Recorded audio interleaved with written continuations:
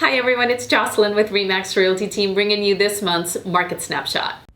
The conversion code. So let's talk about conversion. And no, I don't mean sales tactics or scripts. Conversion isn't about persuading someone to do something that they don't want to do. It's about reducing uncertainty so a decision feels safe. In economics, transactions happen when risk feels manageable. And in real estate, that means that buyers and sellers don't move when they feel rushed, they move when things make sense. And that's what this conversation is really about, how decisions are being made in today's market. Not a hot one, not a frozen one, but a selective one. And to understand that, we have to start with what's happening nationally because market conditions shape behavior. Conversion metrics nationally, we're seeing price growth cool unevenly while transaction volume is projected to rise. That tells us something important, that people are still buying and selling, but they're doing it more carefully. Decisions aren't stopping. They're slowing down and becoming a little bit more deliberate. Here in our market, we're seeing that same pattern. Buyers are comparing more, sellers are asking more questions. Confidence matters more than speed. And this is where conversion changes. It's no longer about how many leads you generate. It's about how clearly you can explain risk, value, and timing. But here's the key. Even within the same county, markets don't behave the same way. Let's break that down. In Cape Coral, this is where pricing psychology shows up first. Inventory is higher and homes are still taking a little bit longer to sell, which gives buyers a sense of control. At the same time, many sellers are still anchored to peak pricing. That tension creates friction, and friction slows decisions. In this market, conversion doesn't happen through urgency. It happens through honest pricing conversations, expectation setting, and strong negotiation skills. Now, when you move just a few miles over, the emotional driver changes. In Fort Myers, it's more of a value comparison market. Buyers are still active, but they're selective. They're not asking, should I buy? They're asking, is it worth it compared to my other options?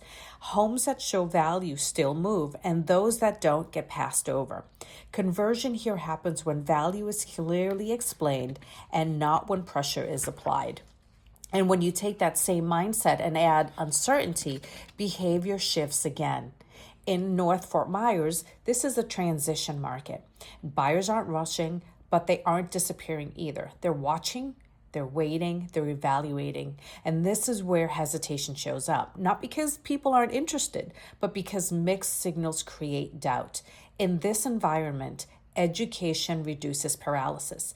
Confidence replaces confusion. The agents and advisors who win here are the ones who calmly explain timelines and trade-offs instead of forcing urgency. And when price sensitivity becomes a dominant emotion, the entire strategy changes again, such as in Lehigh. Lehigh Acres is driven by price sensitivity. First-time buyers and investors dominate here, and the biggest emotional blocker isn't timing, it's fear of overpaying. In this market, education is conversion. Clear numbers, simple explanations, realistic expectations. Hype doesn't help here. Clarity does. So what does this all tell us?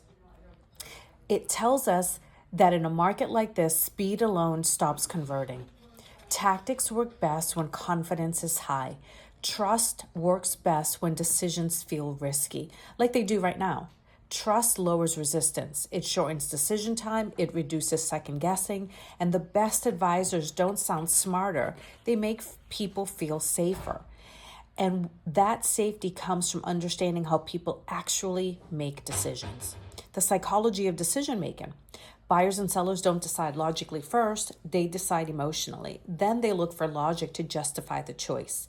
Data doesn't create decisions, it validates them. When someone hesitates, it's rarely an objection. It's unresolved emotion, fear of regret, timing, anxiety, or loss aversion. High-level professionals don't become objections. They surface emotional blockers early.